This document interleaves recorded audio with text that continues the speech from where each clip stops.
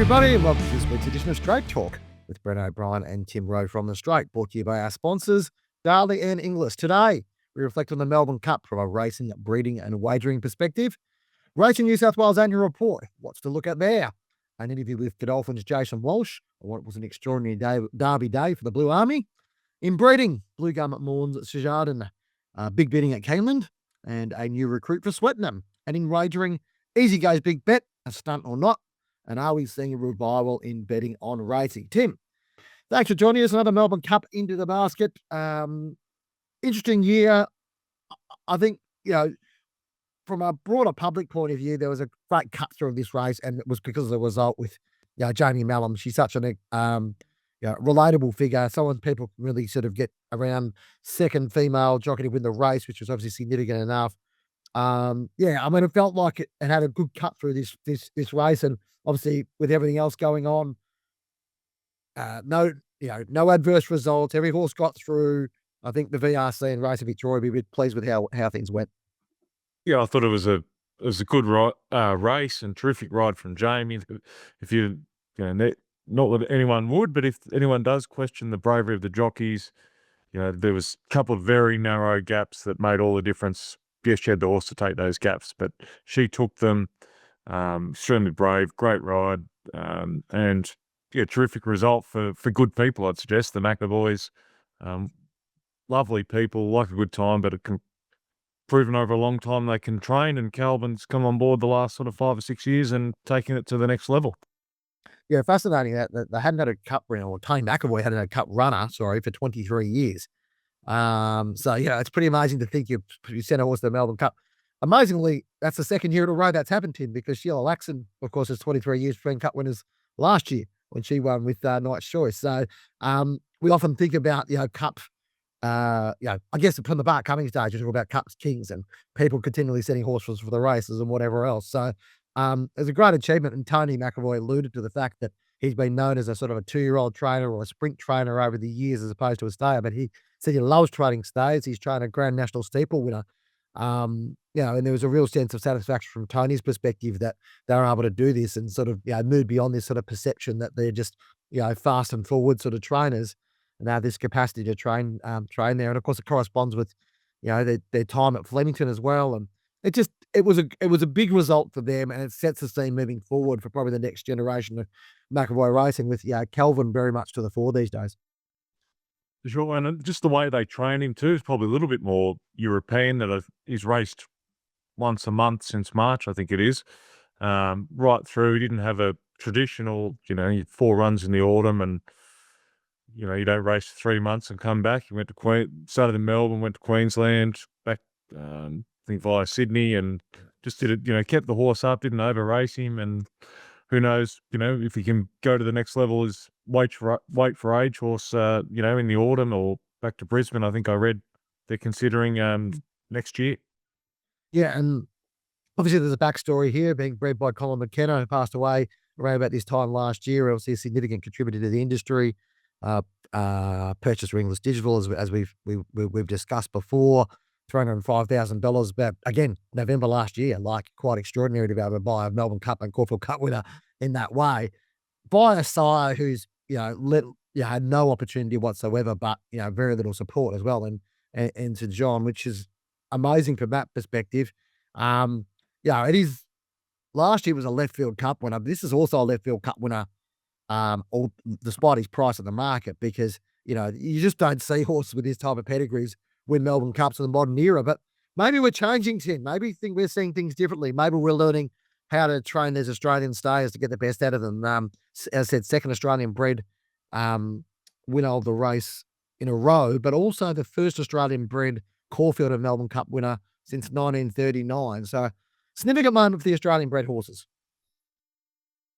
Yeah, and maybe get on to this later as well, but just the way the trainers are at Ballarat as well, got some great facilities there, wood chip tracks. I think they're putting in an uphill tracks and lots of different options to train their horses rather than just round a track. And even, on the Derby, I think Kieran had some pretty forthright views on the back of Gay Waterhouse, keeping it 2,500, how to, it's about training the stays, not so much the distance of the race.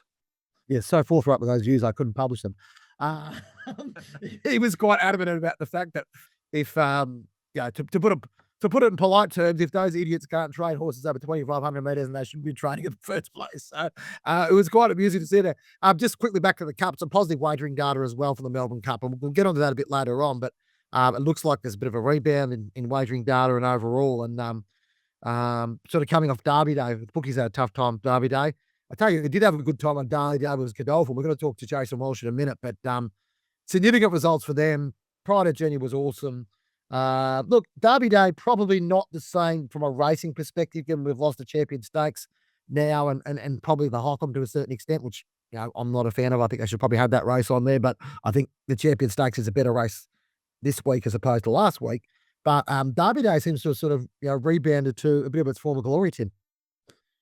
Look, I wasn't there. You were there. Look, plenty of opinions. It seemed to be, there's a Golden Eagle in Sydney, which I think a good meeting complementing that helps wagering. Derby Day's always been arguably the biggest betting day of the year for outside the Melbourne Cup. But in terms of the day, great betting. It looked good on. While I was at the pub watching it, looked like fun.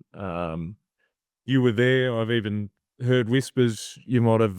Did you get access? You're into the mounting yard with the wrong pass. Got past the green coats, and then Jun Zhang couldn't get in. No, well, I'm sorry how powerful I am, or possibly that I was able to push my way past. But yes, I might not have had exactly the correct pass. I sorted that out by Tuesday, Tim. So I've got no more comments to make at this stage. But yeah, first race on Tuesday. Jun was waiting outside the. Tell you what, they can be pretty tough. Those the green coated staff at the VRC, and given Jun Zhang hung half the field in the first race, and is responsible. And through his father-in-law, of course, but responsible for the biggest investment in Australian racing history. You think maybe you get waved through. Anyway, that's these things happen, I suppose, at race courses. I'm sure he got into the mounting yard eventually. Yeah, and actually, no, he definitely was in the mounting yard for the Melbourne Cup because I saw him talking ahead of River of Stars running a very good race, running fourth in that race. So, no, it was a great Derby Day. Yep, and we had a chance to have a chat with Jason Walsh about what it meant for Godolphin, given they got those two really important Group 1 winners.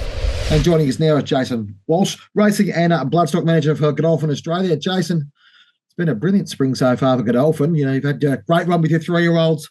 Bowalked in the Golden Rose, Attica in the Spring Champion, and the Group 1 double with the 2 colts on Derby Day, which we'll get on to in a minute. But, it couldn't have sort of been a much better spring, could it, the way things have evolved? Yeah, it's really been spectacular, Bren, to be honest. As you said, we've managed to show up most weekends and have nice stakes winners, and with the 4 colts in particular that have all won Group 1s, it's the very core of what we strive to achieve, and it's been a very rewarding period for the organisation. Well, let's get on to the weekend. 10 Tyrus, I know, Group 1s aren't a given, but there's been big raps on him for a long time, and he sort of probably played the patient game, avoided Sydney, and got the rewards on Saturday with the Coolmore, really valuable win for him. Yeah, it was. He's a really high-class animal, and he really put the writing on the wall at 2, very narrowly edged out in the Blue Diamond, and then a dominant winner of the Todman, which had us extremely excited about his slipper prospects, which were dashed shortly thereafter with the news that he'd had a hind limb lameness coming out of the Todman, so we couldn't let him take his place there, and as a result of that, he had a long and gradual rehabilitation process back to the track, and that to a large extent forced our hand not to rush him towards early season features and make the Coolmore his goal. And the Freedman team did a wonderful job in handling him and having him ready to fire on that day, and that saw the explosive performance that was a dominant victory and in the fastest time in that age group or ever on record. So look, he's a hugely exciting colt. Yeah, and obviously exciting long-time prospect for the Darley Stallion ranks. I mean, Asana Street Boss, how does he compare to, obviously Animo's the other sort of things? I mean, how does he compare physically sort of as his developments come through, Jason? It's an interesting point, Bren. I think he is his father all over. Yeah. Everything about him, he's got probably his greatest attribute is his constitution. So he's come out of Saturday's performance like he hadn't gone around. And plenty of people say this, but it's genuinely true that we've had the goal of running him twice this week for as far back as 3 months. When we started on the campaign, he's just got this nature and, as I say, constitution that just allows you to ask questions of him every day, and he's back at the box store ready for whatever else you've got for him. And physically, he is very much in the mould of his father. Big, strong, well-balanced, great depth. He's just got everything you need, and a cheeky nature at times, but the charisma that good colts carry with them, and he's got that every day, and he's a pleasure to work with, and he's as I say, he's very much cut out of the same mould of his father. So therefore, it sounds like you're quite confident that he can take on the older sprinters and beat them on Saturday. How do you see this crop, the 3-year-olds, matching up against the older horses? Yeah, well, it'll be interesting, and that's not to dismiss the test it'll be for Tentaris taking on the older horses for the first time. He's clearly adept down the straight, so it's nice to be taking them on there. And he'll have to maintain his form to be beating the best sprinters in the country that this weekend can throw up. In terms of how the 3-year-old crop compares, I mean, even within our own system, it was very satisfying to see Tempted run as well as she did in the Everest, and that would give you confidence to finish as close as she did to Ying Rising. But the best 3-year-olds in this crop are going to be able to graduate to open company, if not now at 3. And I think there's evidence to support that's there's reason to be confident there, but certainly into their 4-year-old season. And when you look at these independent ratings that the form analysts are throwing up, they're very strong. So look, we're not in any way diminishing the task ahead of us and Tentaris, but I think we've every reason to be confident that he'll present in the best order he has for the preparation on Saturday. Bivock out of the run on Saturday, obviously first time down the straight. Sort of, what did you make of his run? And I mean, what does the future look like for him? Because obviously, he's a Group 1 winning sprinter. He's got a lot of upside as well, doesn't he? Yeah, no doubt. He's a brilliant colt, and the future is very bright for him. I think that's an important point you make. First time down the straight, he just looked to us like he got a bit lost down there. And to be honest, it may not quite suit his racing pattern. Facing up straight down the straight is when he's got the bend and the ability to kick off it, as we saw in the Golden Rose. Again, he was dominant there, beating some very good horses, and all the way along, Tempted finished behind him. So it's every reason to think that is genuinely top-class form. And he's the kind of animal that on the, much like his father, when he turns up and gives his best, it can be world-class performances. And then the challenge is just consolidating those and getting some consistency in his performances. Despite wandering a bit down the straight there, we felt he stuck on well enough. And talking to Chris after the race, we're not going to hesitate in sending him down there in the autumn again, and hopefully he can come forward for that. And the other comment I'd make, off the back of such a dominant performance in Sydney in the Golden Rose, it's quite normal for horses to regress a little bit. And, he met a world-class sprinter in Tentaris there on the day, and finishing fourth lost no admirers from our team anyway. Obviously, Godolphin and your Darley, your stallion operation, and dual hemisphere at that. So how serious would you perhaps consider one or both those sprinters perhaps going to, UK and Royal Ascot and making them commercial in both hemispheres if you can? Yeah, we'll definitely consider it seriously. As in all the decisions we make in placing our horses, we'll take those at the time in terms of what suits the animal best and allows us to maximise their racing and stud potential. I mean, it's no secret that the Australian sprinters tend to measure up very well up there. And if they can make the graduation to open company against older horses, then international campaigns would very much be on the agenda for them, for both of them, I think. If not into 2026, then perhaps 2027. But look, there's a lot of water to go under the bridge before we commit to those sort of plans. Some targets in this country that are very important too, obviously, with the Everest of next year. They'd be live contenders for that as well. So, look, there's a bit to play out, and we hope that they can both arrive in sort of form next time, and for subsequent preparations where those sort of international tests are something that we'd be keen to pursue. Yeah, I mean, I guess the advantage for you in that regard is that you do have multiple strings to your bow, so, and that's probably the advantage this year is, I guess this spring has sort of shown, is that you've had, Baywalk peak a little bit earlier, but be able to push Tentaris back a little bit. It's worked out quite well for you to be able to capture those ones. We'll move on now to the Derby result, and obviously a significant win. You guys have tried and had a crack at the Derby plenty of times across the years, have been unlucky a few times, but Observer was able to sort of break that duck. I mean, he looks an exceptional 3-year-old, and arguably should have won the Caulfield Guineas. I think no argument for me. Certainly, I've given some of us who had a little bit of a play to him at large odds, but he looks a serious horse, and just so much scope going forward, Jason.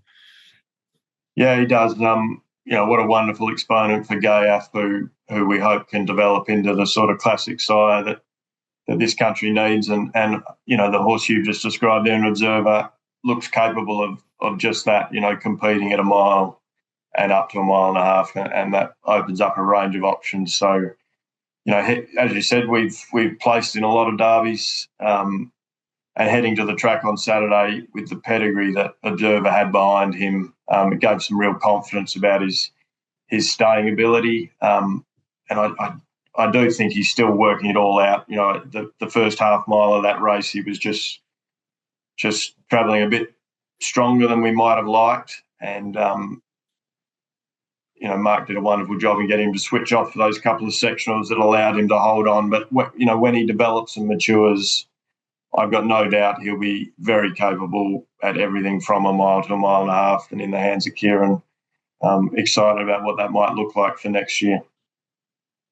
You're sort of hinting there that obviously Gayaf didn't come back this current Southern Hemisphere season, but he had another stakes winner on Tuesday at Flemington with Different Gravy, a homebred, that he might come back next season. Hopefully, I know his fee for Ireland's only announced overnight, €20,000. So he's hopefully can come back for that, provide that diversity. Yeah, we're very hopeful of that. Obviously, he had a busy time in Ireland in the early part of 2025, and having struggled for those consecutive seasons, a decision was taken just to give him a break. So at Godolphin, where we've got a lot of foals by him for this season, so we're well exposed to him, and as I say, just given the profile that Gayaf had himself, but it's clear that they're really hitting their straps now into their classic season and at classic trips, and that's the kind of stallion he's going to be for this country and fill a void. There's a lot of commentary about how we don't really breed that type of horse too much anymore. But, the scope of prize money on offer, and the dreams that many of us have of winning feature cups, he's the kind of stallion that might produce you a Guineas prospect at 3 and a cup horse as an older horse, and that'd be hugely exciting for this country. Yeah, exactly right. And of course, we've had the last two Australian Melbourne Cup winners have been Australian bred, so maybe give a bit more confidence to the local industry that we can produce those type of horses. It's been a remarkable sort of 6 to 9 months for Godolphin. Obviously, there was a lot of attention around what was going on with the changing of the private training model, the public training model. Obviously, the results are showing for themselves, but when sort of 6 months ago, when you started looking at what were then your 2-year-olds sort of as they were coming through, was there a sense amongst the team that actually we've got a really good bunch of 3-year-olds here the next season, and that, dispersing them out to trainers aside, that there was always that sense that you had momentum on your side from the quality of horses that were coming through? Yeah, I think, they'd performed well at too. A filly like Tempted, she was a bit unlucky in a Blue Diamond, ran very well in a Golden Slipper and came back to win the Percy Sykes. Blaylock, as I say, he put up a performance in the Silver Slipper that suggested that on his day he was very, very capable. And we've talked about Tentaris's record at 2. So that class of animal had already shown themselves to have good ability. And historically in our system, there's a wave behind them that are waiting until there were 3. And horses like Attica were very much in that mould, unraced, but beautifully bred, obviously, and had shown quite a lot at home. So we were hopeful for him. There's still some to come. There's I'm Invincible filly called Taxation, who I'm very hopeful has Group 1 class ability. So both of those horses are with Joe Pride. And then even an animal like a Hope, who, James had run him in some nice stakes races at 2 and he hadn't really delivered on what he'd shown at home. But the training team were giving us the feedback that, he was a nice animal in the making, and he's been beautifully prepared by Michael Friedman. So, if you'd asked me, if you told me I could order what the spring might have looked like, I probably would have been more modest rather than what's actually been delivered. But look, we've got a wonderful team of people behind the scenes in our offices and on our stud farms that ensure these horses get the chance to develop to be their best. And that gives us reason for optimism with every crop. And, this looks a very strong one. Jason, you're always out and about looking at horses and the latest foals and the yearlings now that you've got coming through. What sort of traits are you looking for when you do in the team with Andy and the rest of the Godolphin team about which trainers take on which horses? Sort of what traits are you looking at there to help determine that? Yeah, there's a lot of factors go into that. I have a bit of a belief that training families gives you a knowledge edge and a base on which to assess what suits particular lineages, both female and on the side. So that's a factor, and obviously these trainers that are having some success are pretty keen to see close relations to those horses, so that'll play into it. And without wishing to pigeonhole any of the trainers, I mean, they're all very capable horsemen. So we have absolute confidence that if we give them a horse in their care, they've got the tools and the expertise to ensure they reach their best. But they've also established themselves as having particular success with a particular type of animal.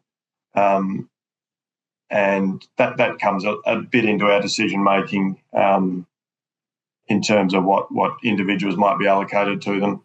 So we try and ensure that they're all placed to advantage, really, both in terms of allocation of trainers and then obviously subsequent race planning.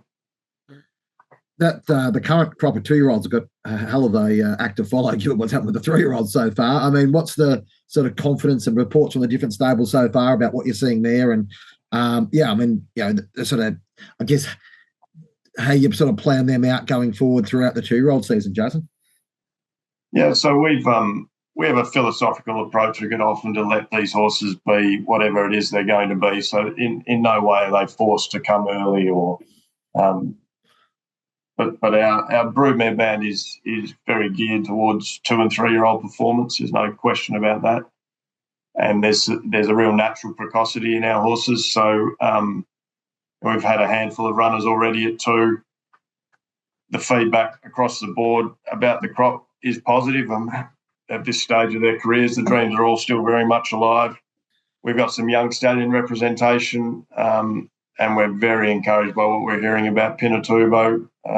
Michael Friedman's got a beautifully related filly out of Essaouira, who's a close relation to Astern and Alizé, and he's very hopeful for her prospects. We've got a daughter of Guelph with Kieran Maher, who's had a trial already, and she should be ready to go in the early part of next year.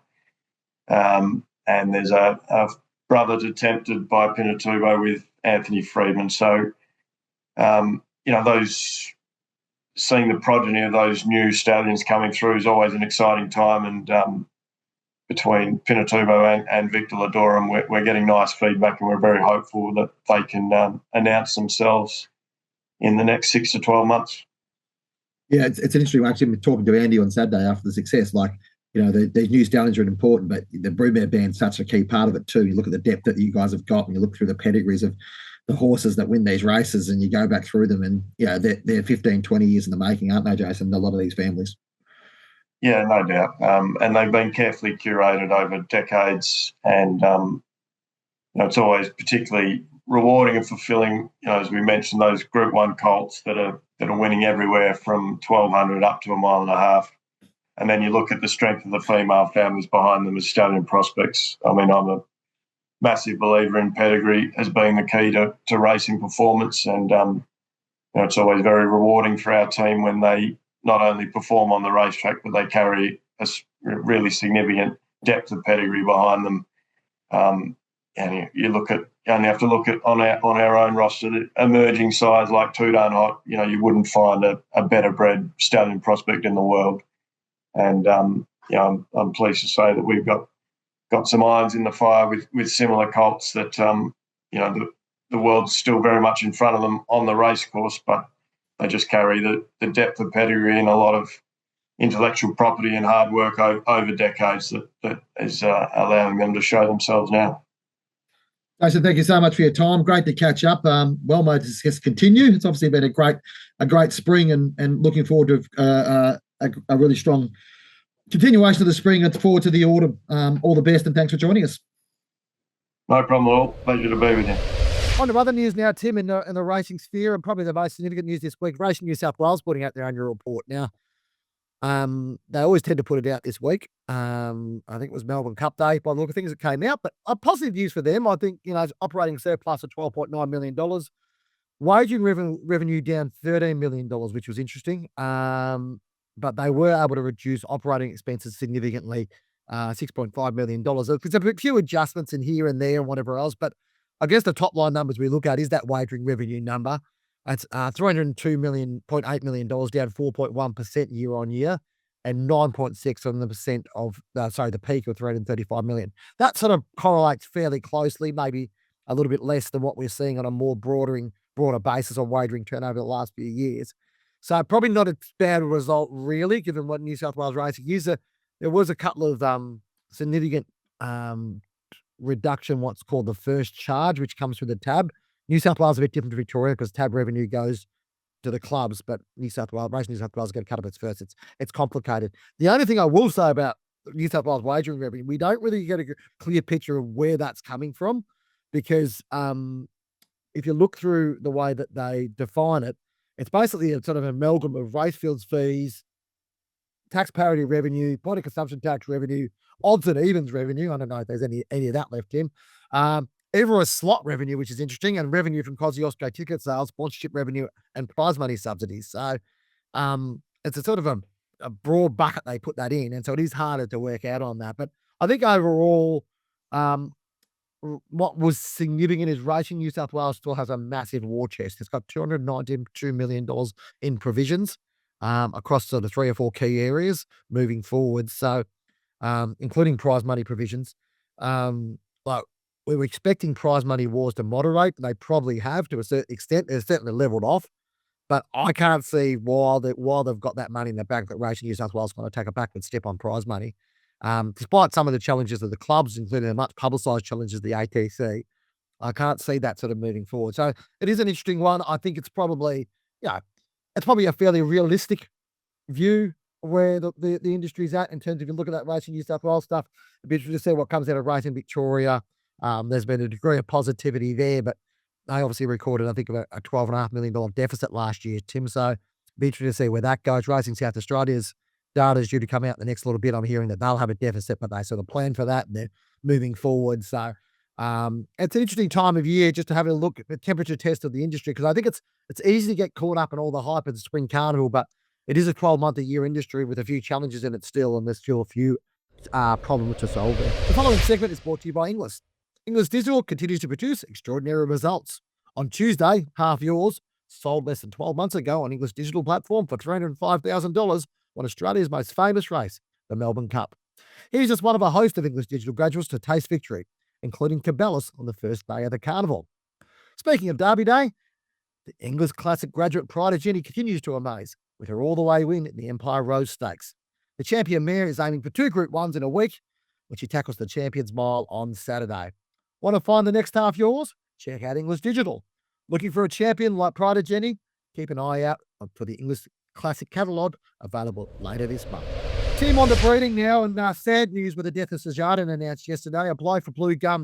They've obviously it was a new era for them when they started bringing their stallions together. They switched to Sejardan and Flying Art in. I think they've also got Oxley Road as well. It's tough when you've only got a very young stallion, only 6 years of age. He's only got 2 crops on the ground. He's got another one, obviously, a smaller crop coming now. Difficult time for them, and it's an unfortunate part of the industry sometimes that the hazards that are involved in. It's disappointing for a young stallion operation like that, or a burgeoning sort of emerging one, to have a setback like that. Sure, and Jason Melham, along with Sean and Kathy Dingwall, which is Trilogy Racing, and they've for the last 5 years, I think it was 2020, English 2-year-old sale, they made their first sort of purchase, lot 1, and that was the name of the horse, and they've spent a lot of money, and just, Jason and Mel are good people and captivated by the industry, and they've gone in a big way and, bought Blue Gum Farm, a historic Victorian farm, I guess, and it's just unfortunate for them that, the stallion, had a tragic accident and couldn't be saved this week, and hopefully they can get through that and keep pressing on, and probably no greater certainty than Sejardan will probably make it now, given what's transpired, and hopefully there is some nice horses out there and get good sale results and go on to be good horses. Yeah, it's tough because you make a plunge or make an effort to make a impression in that industry, and it's not easy to stand stallions. It's an expensive game. You don't even go your way. When you lose a stallion, it's difficult. And I think it's an interesting time. Just speaking of Victorian stallion announcements, Sejardan announcing this week that Diego Velasquez is coming out next year. Nice and early announcement to put your details out this week, this far out, but a sign of confidence, I guess, from Swettenham and from just shuttling the horse from over there in the UK to sort of bring him over here. And talk us about this horse, Tim. What do we know about him? Well, they say he's the fastest son of Frankel, really fast miler, nice horse from bought by Adam Sangster's brother Sam, and I think was bought on the eve of a Group 1 race, and then they happened to knock it off in France, so that was a big result for them. As we know, Frankel's a tremendous stallion. I guess from a commercial point of view in Australia, the query might have been that they're not. So they do take a bit of time and they get distance, and that's, maybe they'll breed, Melbourne Cup winners and just good horses and Derby horses. But they've waited for a faster version, I guess, of a Frankel, and they're hopefully can get the support and be a nice horse for Victoria and Australia more generally. Yeah, it's an interesting strategy. Swettenham have often spoken about the fact that they do look for the fastest sons of, with Toronado. They're the fastest son of High Chaparral. I think Wooded, fastest son of Wood and Bassett.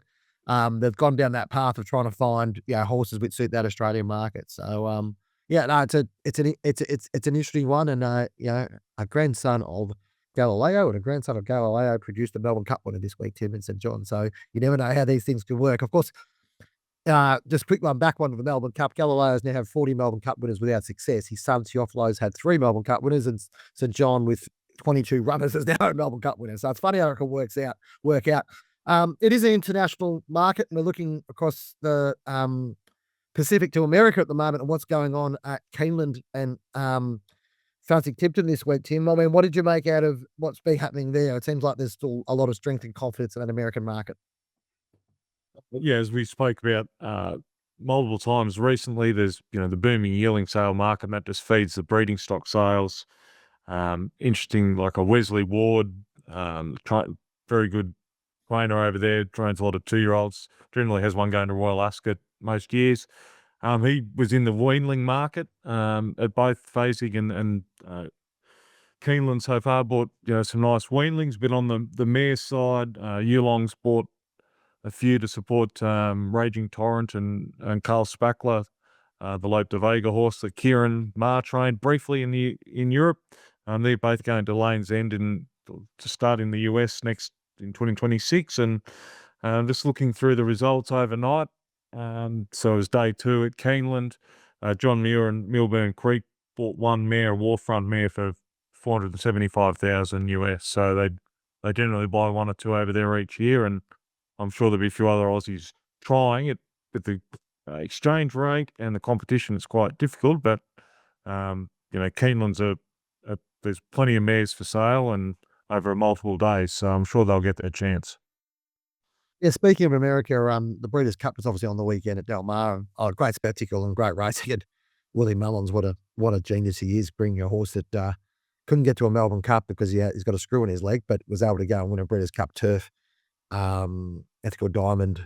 It was a remarkable win. I think Willie was even surprised by that one. The horse had won a maiden jumps race at in Punxsutawn in February. It goes on a Breeders' Cup turf. But what is interesting from a breeding perspective, we saw juvenile turf winner Gustad impressive. It's obviously the son of Star Spangled Banner out of an Exceed and Excel mare. That just screams to me that at some stage in the near future, the next couple of years, we'll see him on a Coolmore Australia roster. Jamie looks the right type of horse to be coming out here with that profile and making an impression in Australia. Definitely, he made his sort of mark early in the 2-year-old season. He won the Coventry, didn't he? Yep. Yeah, he looks like a nice horse, and that was a big win at Del Mar. Missed the start, a bit slowly away, caught wide, had to maintain a long run, and I know they can do that over there. They sort of go hard, but he had no favours and was strong through the line. So I think that's a great sign for a horse that he's got a big engine, good set of lungs, and hopefully, for Coolmore's sake, he can go on with it and win a big race at 3, and he'll have appeal, I think, down here to a degree, being with that familiar Australian pedigree.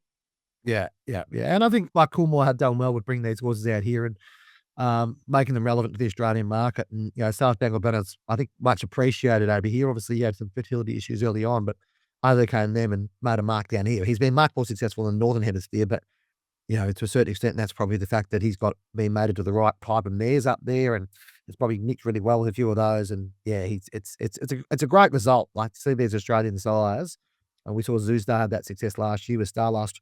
At the biggest stage, the Breeders' Cup. The Breeders' Cup looks like an extraordinary meeting, Tim. I've got my appetite. Much as I love Derby Day and I love Cup Day, I was very, watching those races on the weekend. You can see why it appeals to people so much. It's such an amazing cavalcade of stars and quality horses. And, Custard was Aidan O'Brien's 21st Breeders' Cup winner, which I think makes him the most successful trainer of all time. But you see blokes like, Bill Mott, winning races. He's got amazing record, Hall of Fame trainer. And, it's the best of the best will always sell well. And, obviously this time of year, our focus is very much locally, but it has really strong global relevance as well. Let's look at the wagering world now, Tim. And I was at the call of the card on Monday ahead of the Melbourne Cup, and easy to get caught up in the hype there. There was plenty going on. It was like a bookage ring back in the 1980s. There was big bet flying everywhere. The most significant one, of course, was the $500,000 placed on El Rifa to win by EasyGo. Now, people want to know who EasyGo are. Well, EasyGo are a Melbourne technology company. They're not just any Melbourne technology company. The Melbourne technology company, who are the owners or basically operators of stake.com, which is one of the biggest global operators, not licensed in Australia, and not licensed offered to Australians. Now, it was an interesting one because it was clear that the word stake.com were not to appear anywhere near this one. And when we spoke when I spoke to the representative, Chris Bodie from EasyGo, it was pretty clear that they were not to talk about stake at all. This was an EasyGo play. It was about bringing their brand forward. Now, that's all good and well, but Frankie Dettori helped them pick out El Rifa as the horse to beat. Frankie Dettori is also an ambassador for stake, and an hour after this all happened, Frankie Dettori was putting out a tweet on his platform saying boosted odds from stake for El Rifa. At $21, all right? So all good and well, whatever else. I kind of feel like there's two things at play here. First of all, I think it was obviously because of Victorian law or the way things work out, you can't they can't promote themselves in that space, which I think is an important thing because they're not regulated in Australia and they shouldn't be targeting Australian customers. What it does tell me, though, Tim, I get a feeling that in the next 12 months, we're going to see Ed Craven, the billionaire, and Sejardan, his partner, in some way or form, you get the feeling they're going to be involved in the Australian wagering market. And I think that can only be of benefit given they employ 800 people. They're a bigger bookmaker than Sportsbet, who are just down the road from them. I think it'll be a significant play. And it just wouldn't surprise me, given what happened on Monday, that in the coming 12 months, we see some form of play from some easy-go related entity in the Australian market. The other aspect I was going to talk about too is, they weren't the only ones. And Tim, I'm interested to get your perspective on this about, Sam Swannell from PointsBet was betting to win $1 million on about 6 or 7 different roughies. Now, whether that's a little bit of, laying off and getting liabilities down and making a book or whatever else. I spoke to Sam afterwards, had a bit of a chat with him, and I think he was enjoying getting back into it. He said the vibe was pretty good. Wolf Den were very active as well. Kingsley Bartholomew and Richie Irvine and those guys keen to do that, creating content around it. It does seem that there's a bit of a resurgence in the old school betting methods, Tim, which can only be a benefit, I think, in racing. I think, obviously there's an element of promoting responsible gambling and all these types of things, but these big bets do capture the public's imagination, don't they? They definitely do. You were there. You were sort of providing updates occasionally of what was happening, and you can't help but wonder where the money's coming from, whose money it is. And it appeared to be, wasn't just bookies betting between themselves and betting back. There was, some genuine betting with the McManuses, JP McManus and his son, Kieran, and Tony G, who had Sharon L. Riffer and half yours. Good luck to him. Betting their own horses and then betting around, the chances that they thought and value and different things. So I think it appeared to be a reasonably genuine market too, and they bet low percentages, I think under 102% from what I read. So, there is value there if you can get along there, and probably for anyone that wants a reasonably sized bet can get on and at good odds. Yeah, I think it's good to be able to show that. I think it's also good to be able to show the importance of, low percentage betting. Like those markets come down. I think it's important to be able to do that. I'd be interested to see what the markets were in the Melbourne Cup overall, Tim. I haven't done my maths on what the starting price was yet, but it seemed to me like there were a lot of horses. There were very few horses above 60 to 1. Like usually in the Melbourne Cup, historically, there were horses 120 to 1, 150 to 1. Maybe last year's the Knight's Choice thing sort of stung them a little bit, but it seemed to me like at one stage I looked 5 minutes out in the race and Athabasca was the longest horse at $61. There were a lot of horses in that sort of 30 to 1 sort of range, which is unusual. It was an open Melbourne Cup at the top end. It's $7 and $8 favourites. I get that. But it does seem to be like the bookies aren't quite as willing to take the risk on those massive, those massive payouts, I suppose, that happen. And it is unlike any other race of the year, isn't it, Tim? Like the way that people bet into the Melbourne Cup is not like what they do elsewhere. And so I can understand how bookies have to manage their risk to a certain extent, but it's it is. Talked to a couple of professional partners about this. It is the toughest race of the year to try to back a winner. So it's the bookies should be making money at the Melbourne Cup. It looks like turnover was up, Tim, about, one bookie told me about 14%. Their turnover was up on the Cup and about 5% up on the day, which is a positive. And the bookies got a win on the day because the way the result happened, Al Riffer was their worst result. And it was late, a lot of late betting from Passage Nocturne as well. So sort of changed things about. So it's positive for them, although from what I'm hearing, they had an absolute bath of it on Derby Day, one of the worst days ever in terms of all the favourites winning across both Flemington and Randwick. So, sometimes, the bookies generally come out on top, but sometimes it's nice to see the punters win, isn't it, Tim? Absolutely. Nothing like self-interest, and I happened to win on Cup Day and a little bit on Derby Day, so long may it continue. Well, exactly right. Well, we roll on today with Oaks Day, and then we've got of course, Champions Day on Saturday. So, it's a fascinating time of year, and it really is the time when, it is bookie v punter. And it's, I think the more we can sort of bring that to the fore, it's important. I had a quick chat with Aaron Morrison after the call of the card on Monday, and he said, they were really Racing Victoria really looking to support this call of the card sort of notion of bringing out the theatre of the betting ring again and trying to get people out of the apps and into the real world a little bit more, which I think that's important for racing to be able to do that, because otherwise, it doesn't have the same personality. All right, thanks for joining us on Straight Talk, brought to you by our fabulous sponsors, Darley and English. Don't forget to give us a rating wherever you're listening to our podcast, and be sure to subscribe. Don't forget to sign up to the Straight membership, $19 a month or $199 per year. But if you put early member in the code, you'll get $20 off. So for our annual price. So make sure you subscribe, get access to all the content on the straight.com.au. It's a brave new era, and we're happy to welcome you on board as a member. Send us an email at editor@thestraight.com.au if you've got any thoughts around the podcast, and we'll talk to you again next week.